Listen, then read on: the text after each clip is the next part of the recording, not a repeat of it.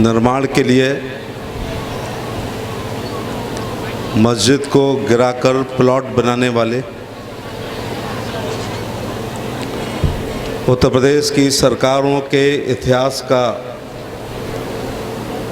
स्वर्ण युग बनाने वाले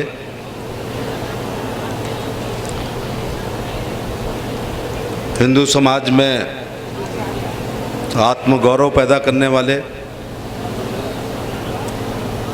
अतरौली के मतदाताओं का नेता होने के बाद, जिले के बिरादरी का नेता होने के बाद,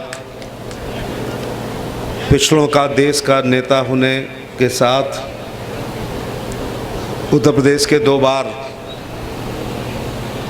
मुख्यमंत्री, मुझे याद नहीं आ रहा है कि राष्ट्रीय अध्यक्ष के अलावा संगठन का कोई पद उनसे बचा हो, बूथ से लेके और प्रधानमंत्री के अलावा लगभग सभी संवैधानिक पदों पर विराज कर हम पिछड़ों की शरीर में रीढ़ की हड्डी देने वाले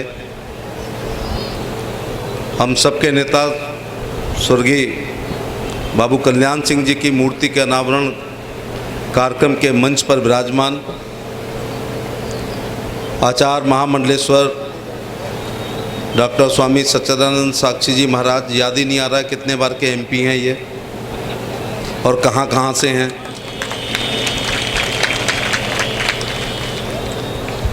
मेरे भाई उत्तर प्रदेश सरकार के पूर्व मंत्री, एटा के सांसद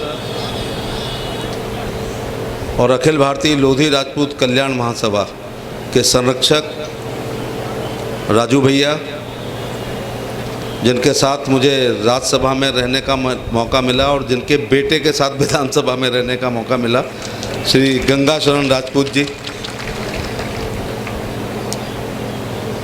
मुन्नू कोरी जी, माननीय शंकरलाल लोधी जी, साहब सिंह लोधी जी, कैलाश राजपूत, उमरदा के तिरवा के आजकल विधायक वीरेंद्र सिंह जी, विधायक सीपी सिंह जी, विधायक देवेंद्र सिंह जी, विधायक देवेंद्र सिंह राजपूत जी, भाई छोटेलाल वर्मा जी, विधायक हरिओम वर्मा जी, माननीय ब्रजभूषण राजपूत, विधायक चरखारी जी।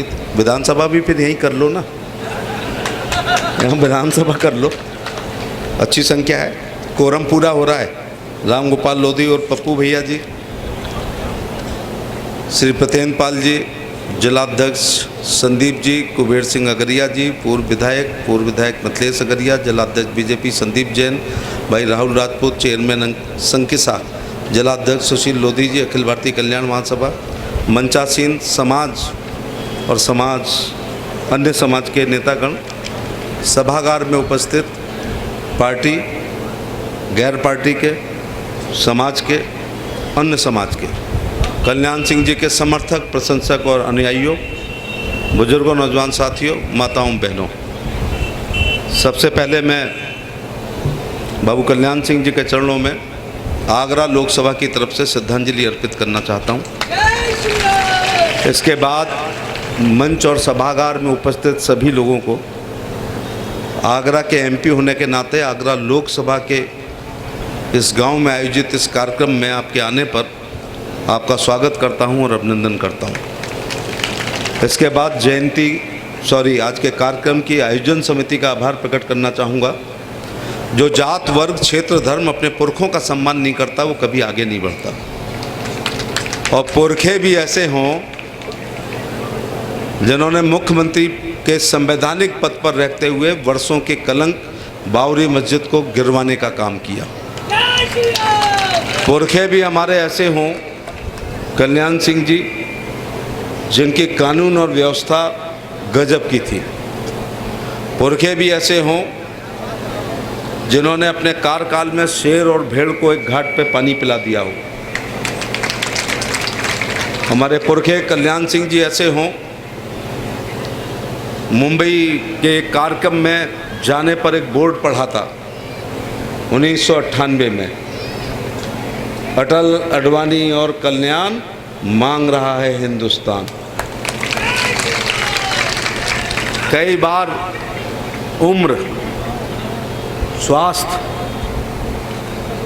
अथवा कभी कभी कोई वोट बैंक के नेता ज़्यादा गुलामी नहीं करते, इसलिए कभी कोई निर्णय ऐसा हो जाता है कि देश के सर्वोच्च पद से थोड़े वो दूर हो जाते हैं। कल्याण सिंह जी को मैं उसी श्रेणी में गिनता हूँ। एक बीच का एपिसोड ना होता तो बड़ी बात नहीं है, इस देश के वो प्रधानमंत्री होते हैं और देश का पिछड़ा उनकी पीठ पर हाथ रखता। ये अपनी जात तक अगर सीमित रख रहे हो ना तो बहुत कद कम करने का प्रयास कर रहे हो। ये हमारे साझा पुरखे हैं, राणा सांगा, राणा प्रताप, पृथ्वीराज चौहान, अवंतीबाई, प्राता बंदनिया, पूर्ण श्लोका, लोक माता महारानी अहिल्याबाई होलकर, महर्षि परशुराम जी, वाल्मीकि जी, अंबेडकर साहब, अग्रसेन महाराज, बुद्ध और महावीर जी, कश्यप महाराज, महाराज सूरजमल, ये हमारे साझे पुरखे हैं। ईश्वर उनको शुद्ध बुद्धि दे, वरना बुद्धि ठीक करना में काम करना भी मैंने बहुत इस जलेसर धरती पर किया है। या तो ईश्वर उनको उनकी बुद्धि शुद्धि कर दे अथवा फिर हम ठीक कर देंगे जिन्होंने इस मूर्ति को तोड़ने का काम किया। और जलेसर लोकसभा के लोगों को मेरा थोड़ा सा इतिहास भूगोल पता है, कितना नालायक आदमी होंगे वो लोग। ये हमारे साझे पुरखे हैं, इसलिए ऐसा नहीं करना चाहिए। मेरी लोकसभा में हुआ है, इसलिए मैं माफ़ी भी मांगूंगा कि ऐसे नालायक लोग मेरी लोकसभा में भी रहते हैं। जयंतियों से जागृति आती है, जागृति से सोच बदलती है, सोच से संघर्ष करने की क्षमता आती है, संघर्ष से सत्ताएं मिलती हैं, सत्ताओं से इतिहास बनता है, फिर इतिहास ऐसे ही 7 जून को पढ़ा लिखा समझा और सराहा जाता है। मैं गंगाचरण जी कह रहे थे कि हिजड़ों की गिनती हो गई थी लेकिन पिछड़ों की नहीं हुई। जानते सब थे, मोहर नहीं लगाते हैं, बस सब जानते हैं। और सबकी सरकार आपने बनाई है। विश्वविद्यालय का प्रोफेसर हूँ, 5 क्वेश्चन करने को आए और 3 तुम्हें आते नहीं हैं तो भी तुम पास हो गए। तो जो 54% आबादी ने तुम्हारी मदद नहीं की तो भी तुमने 7 में सरकार बना ली, 12 में सरकार बना ली, या हमने 14, 17, 19 और 22 और 24 में बनाई है, और आधी आबादी ने मदद नहीं करी है। तो भैया मेरा गणित कमज़ोर है लेकिन इतना भी कमज़ोर नहीं है कि 54% ने आपकी मदद नहीं करी और आपने बहुमत की सरकार बना ली। बन जाती है लेकिन स्वीकार नहीं करते हैं। अब क्या आप सोच रहे हो कि रास्ता लाल कारपेट आपके लिए बिछ गया है? जनगणना हो रही है, एक मोहर मिल जाएगी। किसी ने कहा था वोट हमारा राज तुम्हारा, नहीं चलेगा, नहीं चलेगा। लोगों को अच्छा लगा वो। फिर उनका ही नारा था जिसकी जितनी संख्या भारी उसकी उतनी हिस्सेदारी। तो हम लोगों ने अपनी संख्या भारी दिखा दी तो उन्होंने नारा बदल दिया कि जिसकी जितनी तैयारी उसकी इतनी हिस्सेदारी। तो अब क्या करना है? अब तैयारी के लिए तैयार रहा करो और तैयारी के लिए दबाव बनाना सीखो। बना आ जाएगा तुरंत। संख्या है तुम्हारी, ठीक बात है। संगठन में बताओ कहाँ रहे हो कभी? आपकी तैयारी नहीं है, आप पे पैसा नहीं है, शिक्षा नहीं है, अथवा सर्वे तुम्हारे पक्ष में नहीं है। बहुत खुल के आज बात हो रही है। सर्वे आपके पक्ष में नहीं है, इंटेलिजेंस की रिपोर्ट आपके पक्ष में नहीं है। इसलिए हर तरीके से तैयार रहो। मैं यही कहना चाहूँगा, दबाव बनाना सीखो जरा। एक माँ भी अपने बच्चे को तब तक दूध नहीं पिलाती है जब तक कि वो रो करके दबाव नहीं बनाता है, और जैसे ही रोता है तो माएँ सबसे पहले झुंझुना पकड़ा देती हैं और बेवकूफ़ टाइप के बच्चे झुंझुना बजा के चुप हो जाते हैं। इसके बाद जब बच्चा रोता है तब उसे दूध की बोतल दी जाती है, और उसके बाद भी जब बच्चा रोता है तो उसे डॉक्टर के पास ले जाया जाता है कि कहीं इसके पेट में दर्द तो नहीं है। तो एक सगी माँ अपने सगे नवजात शिशु के साथ जब प्रेशर पॉलिटिक्स मानती है तो सोच लो बिना दबाव के ज़्यादा मिलने वाला नहीं है। इसलिए थोड़ा दबाव बनाना सीखो। मेरा सौभाग्य है मैं 3 पीढ़ियों के साथ राजनीति किया हूँ। कल्याण सिंह जी के साथ, राजू भैया के साथ एमपी, और उनके बेटे के साथ हम दोनों एमएलए रहे और मंत्री रहे। बहुत। अब जरा बताओ, जरा नाती तुम्हारा कितना बड़ा हो गया है, मैं अपना स्वास्थ्य ठीक रखूं। आ जाएगा तो मैं आज इस मंच से उसका स्वागत करता हूं। तो मैं भी अपना स्वास्थ्य थोड़ा ठीक रखूंगा कि अपने नाती के साथ मैं लोकसभा या विधानसभा में जाऊं। मेरा एक दूसरा सौभाग्य है, जब मैंने भारतीय जनता पार्टी ज्वाइन करी तो मुझे सदस्य बनना था। बाबूजी उस समय राष्ट्रीय उपाध्यक्ष थे। मैं उनकी कलम से बीजेपी का 50 रुपये का सदस्य बनाऊं। राजू भैया हालांकि बीच में थोड़ा डिस्टर्ब कर रहे थे।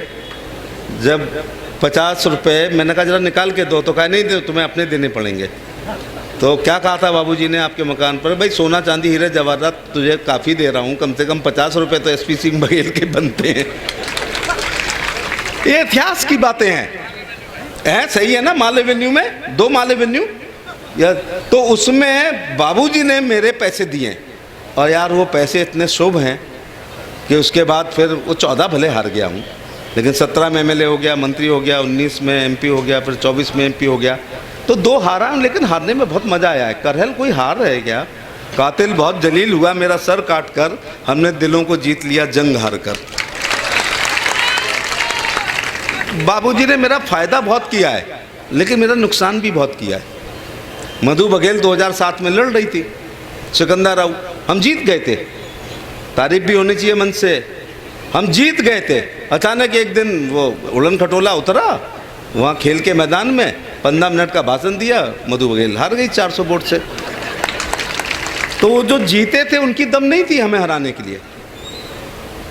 और 14 के बाद जो पैदा हुए होंगे, तुम्हें बता दूं, मैं और अखिलेश 2009 में चुनाव लड़े हैं फिरोजाबाद से। हम 64,000 से वो हारे हैं। मैं इससे अच्छी बड़ी श्रद्धांजलि कोई दे नहीं सकता जो मैं देने जा रहा हूँ। मैं 64,000 से चुनाव हारा हूँ।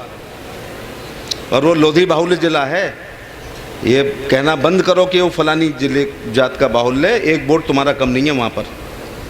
3 चुनाव लड़ा हूँ, मैं जानता हूँ। और कम होता तो पप्पू लोधी विधायक कैसे हो गए जसराना में, और कम होता तो मुकेश वर्मा शुकाबाद में कैसे हो गए।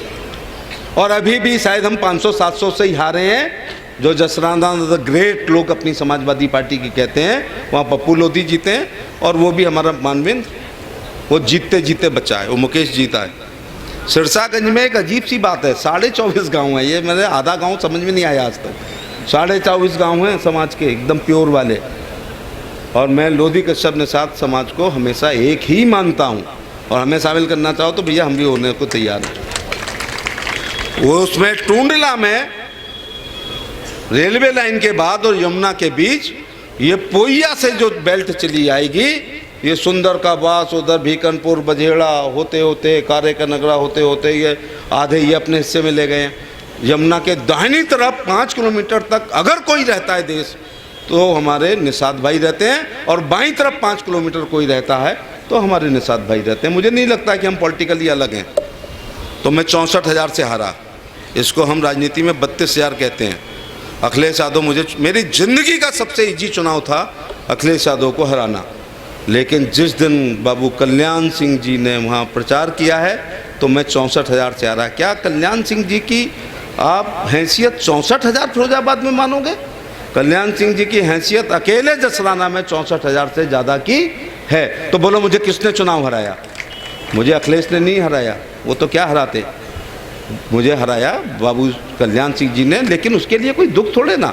राजनीति में जब दोस्ती होती है तो दोस्ती, और दुश्मनी होती है तो दुश्मनी। फिर मुलायम सिंह ने एक धोखा दिया। एक बड़े नेता को, एक बड़े नेता द्वारा भारत की राजनीति में किया गया सबसे बड़ा धोखा जो स्वर्गीय मुलायम सिंह यादव ने स्वर्गीय कल्याण सिंह जी को दिया। और जो टिकट की बात और किसी की हुई थी, अपनी बहू को लेकर के आ गए। यहाँ बाबूजी ने मेरी मदद करी, इसमें कोई दो राय नहीं। बाबूजी जसराना में सभा करने आई 3 महीने बाद, लेकिन एक गब्बर का भब्बर चला, और उसने, उस फिल्मी ग्लैमर ने हमको हराने का काम किया। तो मैं वो 50 रुपये से मैं मेंबर बना हूँ, मेरे लिए बड़े शुभ हैं, बहुत ही शुभ है। तो भाई 50, तुमने काफ़ी ज़मीन जायदाद ली है बाबूजी से, 50 रुपये तो मेरे हिस्से में बनते हैं या नहीं बनते हैं। और जब मैं 14 के चुनाव में, 9 के चुनाव में अपना चुनाव छोड़ के, अथवा 14 का नहीं, 14 का अपना चुनाव छोड़ के कासगंज में बघेल सम्मेलन करने आया था, तब बाबूजी ने कहा था ये बात। वो मेरे लिए इतिहास है कि मेरे विचारों को अगर कोई आगे बढ़ा सकता है, इस मंडल में मैं देख रहा हूँ तो मुझे एसपी सिंह बघेल में वो झलक दिखाई पड़ रही है।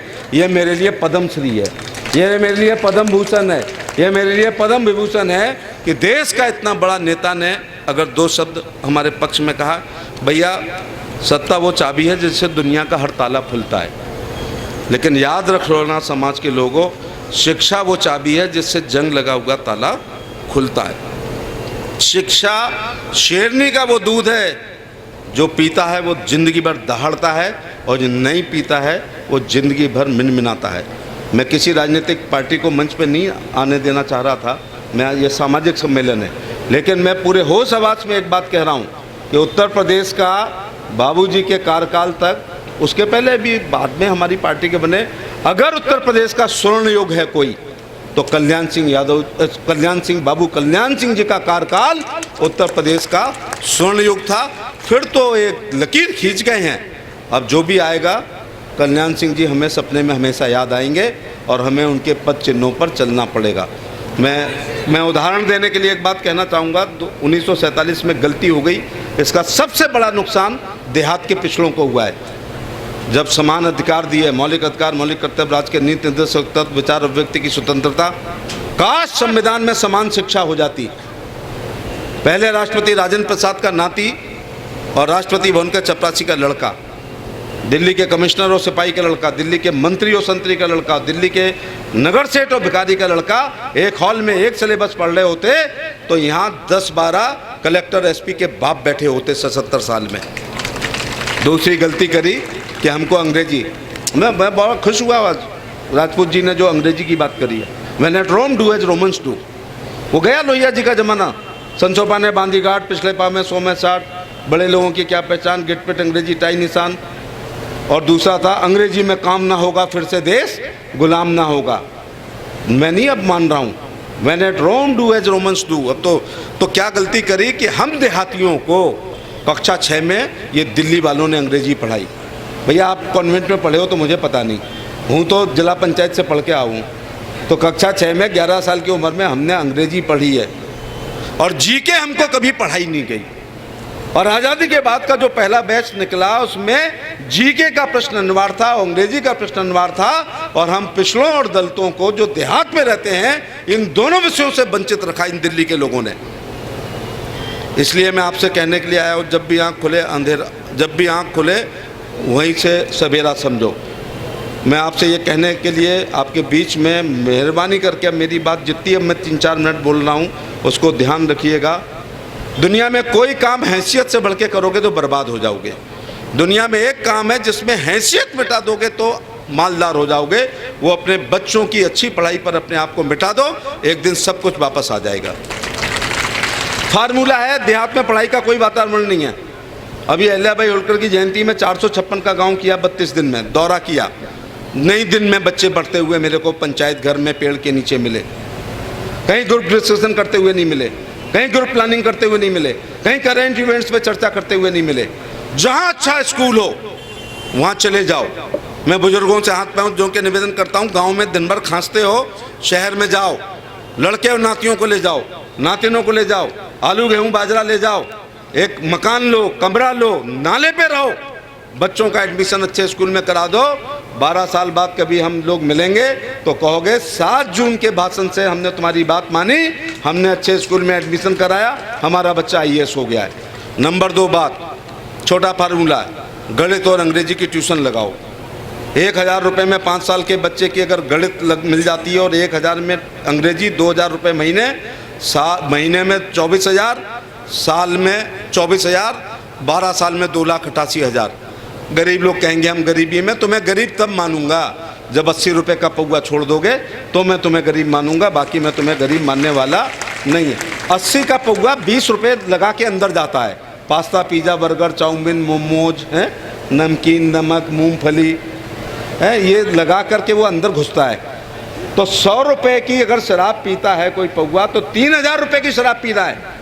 और ना एटा में ना आगरा में किसी स्कूल की फीस 3000 रुपये महीने नहीं है। तुम्हारी प्रायोरिटी नहीं है कि तुम अपने बच्चों पर खर्च करो।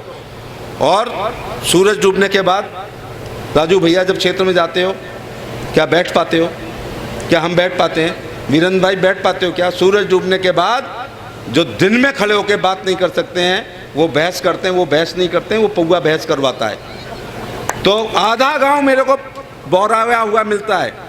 अब क्या हम और राजू भैया या साक्षी महाराज अब एक्सियन है क्या हम सड़क, स्कूल, बिजली, पानी, नाली, खरंजा, फाइनल रिपोर्ट, चार्जशीट, बंदूक का लाइसेंस, विधवा, विकलांग, वृद्धावस्था पेंशन, जात, आय प्रमाण पत्र तक ही रहें?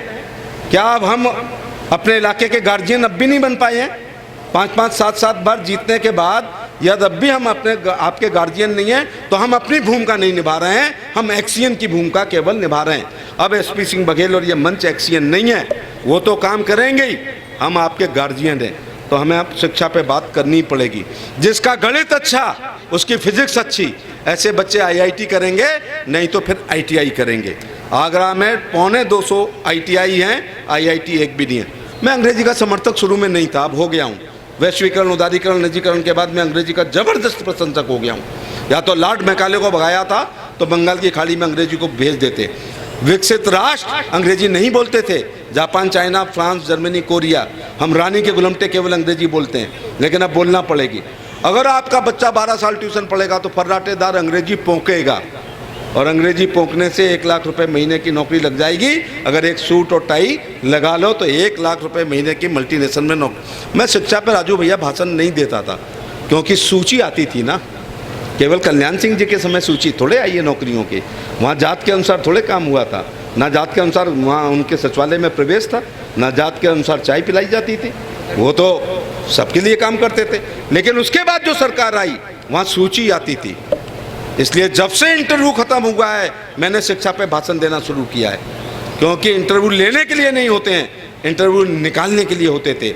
सभी नॉन गेस्टेड नौकरियों के इंटरव्यू खत्म हो गए हैं, और उनकी सरकार में लेना है, चल भैया तू आगरा की स्पेलिंग बता, और नहीं लेना है तो चेकोस्लाविया की बता। और चेकोस्लाविया की बता के भी नहीं लाते थे, क्योंकि एनेक्सी के 5वें तल से एक सूची आती थी। एक जात विशेष के लोग केवल 56 इंच के होते थे, एक जात विशेष के लोग केवल भर्ती होते थे, और हमारे लड़के सड़कों पर दौड़ते दौड़ते बूढ़े हो गए और सूची की वजह से भर्ती नहीं हो पाए। मैं कल्याण सिंह जी का एक मामले में तो धन्यवाद देना चाहूँगा। 50 बातें। हमारा स्वर्णयुग मालूम कौन था? जब कल्याण सिंह जी के निर्देश पर राजनाथ सिंह जी ने नकल विरोधी अध्यादेश लाए थे, वो उत्तर प्रदेश का स्वर्णयुग था। और काला युग था जब मुलायम सिंह यादव ने कहा, यदि मेरी सरकार आ जाएगी बच्चों, तो मैं शपथ लेने के 15 मिनट में नकल विरोधी अध्यादेश में आग लगा दूंगा। इसका अर्थ है नकल शुरू करा दूंगा। बाबूजी का रिजल्ट 22%। सब अधिकारी हो चुके हैं। आप सूचना के अधिकार में पूछ लो, उस साल का हाई स्कूल इंटर का कोई बेरोजगार हो तो मैं राजनीति छोड़ दूंगा। और उसके बाद 80% रिजल्ट आया, आज भी चप्पल चटका रहे हैं। इसलिए इंटरव्यू समाप्त हो गया है। आज भी प्रतियोगिता दर्पण, प्रगति मंजूषा, कम्पिटिशन मास्टर, हिंदी के अखबार और टेलीविजन की न्यूज़ को अगर 8 घंटे पढ़ लोगे तो मोदी सरकार और योगी सरकार के बिना इंटरव्यू के 40,000 की नौकरी तुम्हारे घर का दरवाज़ा खटखटाएगी। अब यहाँ से उठ के अपने बच्चों के बारे में सोचो, क्या वो 8 घंटे पढ़ते हैं, 9 पढ़ते हैं, 10 पढ़ते हैं, 11 पढ़ते हैं, 12 पढ़ते हैं, 13 पढ़ते हैं? इस पढ़ाई को हम 14 घंटे तक ले जा सकते हैं। क्योंकि मुझे याद नहीं आ रहा है कि दिन में मैं 27 साल से सोया हूँ। मुझे याद नहीं आ रहा है मैंने दिन में कभी 3 बार खाना खाया हो। मुझे याद नहीं आ रहा है 12 बजे से पहले घर में घुसा हूँ। जलीसन में क्या उदाहरण देना, सबने मुझे 1 बजे और 2 बजे तक देखा है। लेकिन आपके बच्चे नहीं पढ़ रहे हैं। इसलिए 2 बातें, जिसकी जितनी तैयारी उसकी उतनी हिस्सेदारी। इस तैयारी के लिए तैयार रहना। और दूसरा, शिक्षा। अवंती बाई जी ने गर्दन काट के राज लिया होगा, लेकिन अब गर्दन गिनाने के बाद राज मिलेगा। उसको गिनाने में तुम आज सफल हुए हो, इसके लिए मैं आपका धन्यवाद देना चाहूँगा। मैं पुनः, इसके पहले मुझे स्लिप दी जाए तो मुझे अपनी बात समाप्त कर देनी चाहिए। मैं बहुत इस पूरे मंच का आभारी हूँ। आप 48 डिग्री टेम्परेचर में आए हो, और जो जात, जो पत्थर, गंगाचरण जी, जो पत्थर अपने शरीर पर छेनी हथौड़ी खाने से मना कर देते हैं, वो नालियों में लगते हैं, और जो पत्थर 48 डिग्री टेम्परेचर में अपने शरीर पर छेनी हथौड़ी खा लेते हैं वो विधानसभा में या लोकसभा में या मंदिरों में लगते हैं। मेरा इशारा समझो। अंत में एक शेर के साथ अपनी बात समाप्त करना चाहूँगा कि हो गई है पीर, और वो भी याद रखना जरा योगी जी की, बटोगे तो ये कुछ लाल वाल बत्ती, नीली बत्ती, पीली बत्ती के चक्कर में बट मत जाना, जो बटेगा वो तो हो गई है पीर पर्वत सी पिघलनी चाहिए, इस हिमालय से कोई गंगा निकलनी चाहिए। और आज ये दीवार पर्दों की तरह हिलने लगी, शर्त लेकिन थी कि ये बुनियाद हिलनी चाहिए। और सिर्फ हंगामा खड़ा करना मेरा मकसद नहीं, मेरी कोशिश है ये सूरत बदलनी चाहिए। और मेरे सीने में नहीं तो तेरे सीने में से ही हो कहीं भी आग, पर ये आग जलनी चाहिए। जय हिंद, जय भारत।